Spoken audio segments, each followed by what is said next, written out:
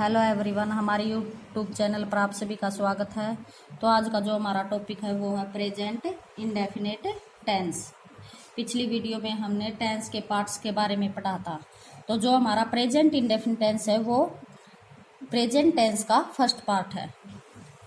तो हमें ये कैसे पता चलेगा कि ये वाक्य प्रेजेंट इंडेफिनिट टेंस का है? तो इसकी क्या पहचान होती है? इसमें आपको वाक्यों के अंत में क्या मिलेगा?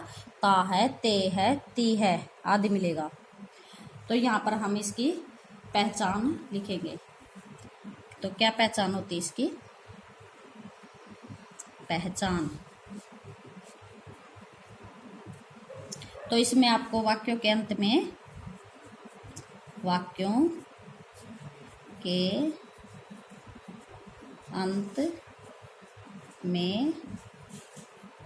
ता है, ते है,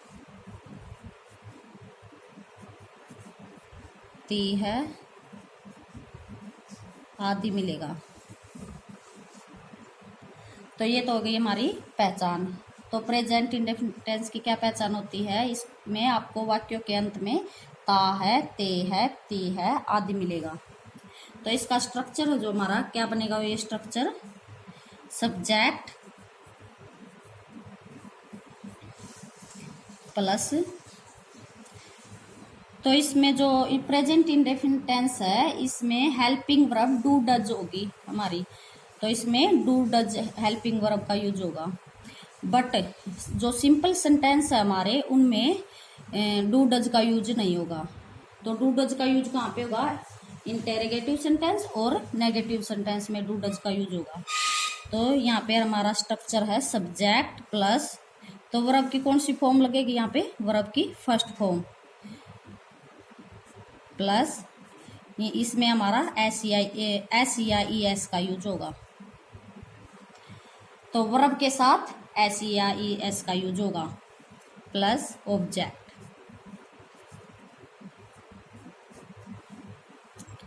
सब्जेक्ट प्लस वर्ब की फर्स्ट फॉर्म विद एस का यूज होगा वर्ब के साथ प्लस ऑब्जेक्ट। तो ये तो बन गया हमारा structure.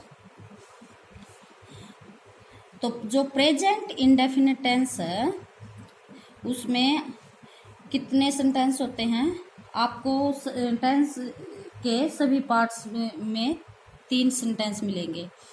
Simple sentence, interrogative sentence and negative sentence. तो प्रेजेंट इंडेफिनिट टेंस में कितने सेंटेंस होते हैं? 3 प्रकार के वाक्य मिलेंगे आपको। नंबर 1 है simple sentence. Simple sentence.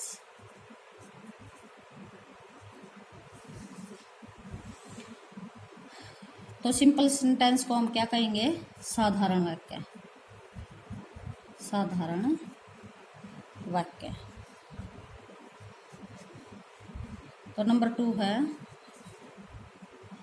Interrogative sentence. Interrogative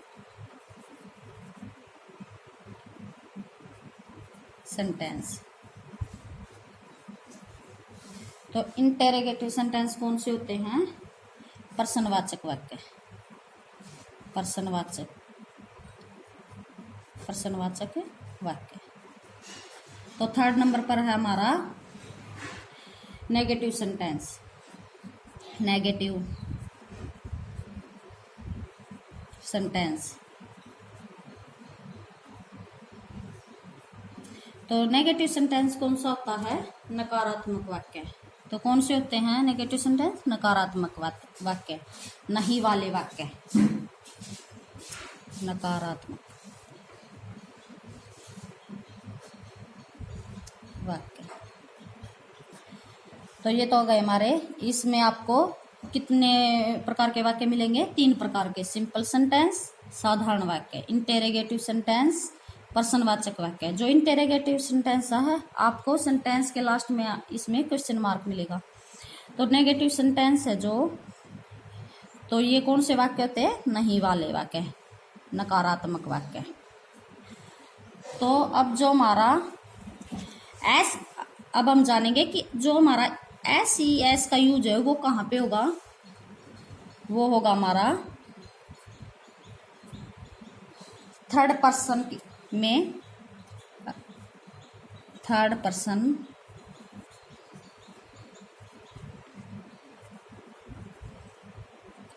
अगर सेंटेंस में हमारा जो सब्जेक्ट है वो थर्ड पर्सन है या थर्ड पर्सन है और सिंगुलर है, सिंगुलर,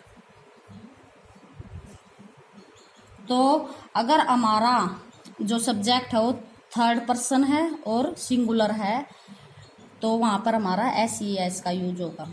अगर हमारा थर्ड पर्सन नहीं है सब्जेक्ट और वहाँ पे हमारा एस का यूज नहीं होगा। और अगर थर्ड पर्सन है भी और सिंगुलर नहीं है, प्लूरल में है, तब भी हमारा एस का यूज नहीं होगा। तो ओनली सिंगुलर में यूज होगा, थर्ड पर्सन है और सिंगुलर है।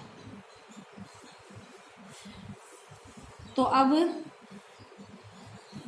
अब हम जानेंगे एस या ई एस का यूज। एस का यूज कहाँ पे होगा और ई एस का यूज कहाँ पे होगा, ये भी अलग अलग यूज होगा इनका। तो यूज ऑफ, तो एस ई एस का यूज, तो ई एस का यूज कहाँ पे होगा हमारा, S S H C H X, तो एक्स ओ जेड। अगर हमारा वर्ब का लास्ट का लेटर एस है, एस एच है, सी एच है, एक्स ओ जेड है, इनमें से कोई भी है तो वहां पे हमारा ई एस का यूज होगा। यदि हमारा वर्ब का लास्ट का letter S, S H, C H, X O Z नहीं है तो वहां पे हमारा किसका यूज होगा, एस का। तो ये तो हो गए हमारे एस और ई एस का यूज। यहाँ पे हम एग्जाम्पल ले लेते हैं।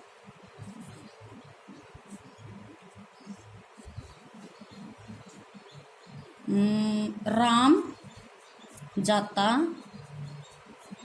है, तो राम हो गया, राम, यहाँ पे राम हो गया। जाना गो, तो राम जाता है, तो राम गो।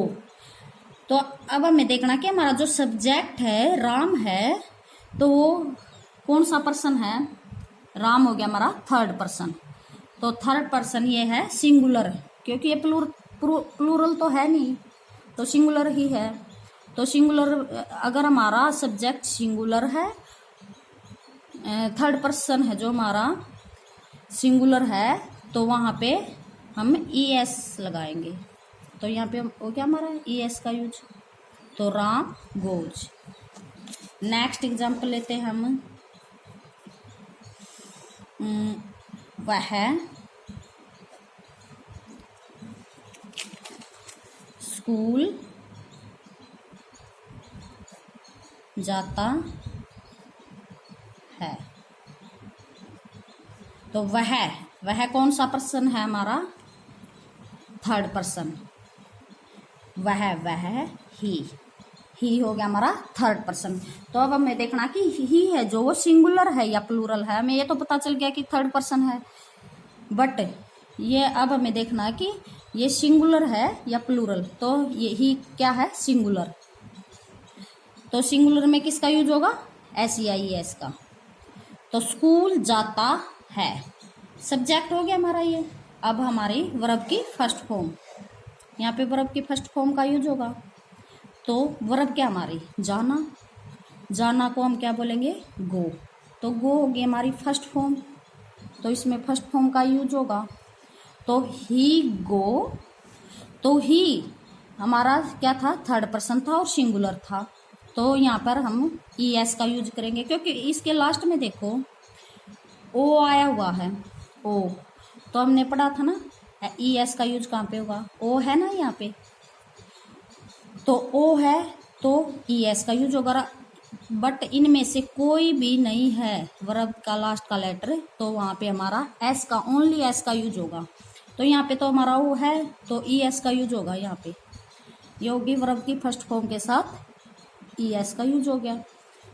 अब ऑब्जेक्ट देखना, में ऑब्जेक्ट क्या है, स्कूल।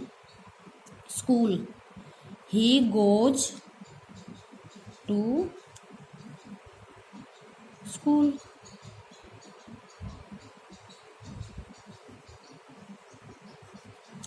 तो ये बन गया हमारा सेंटेंस।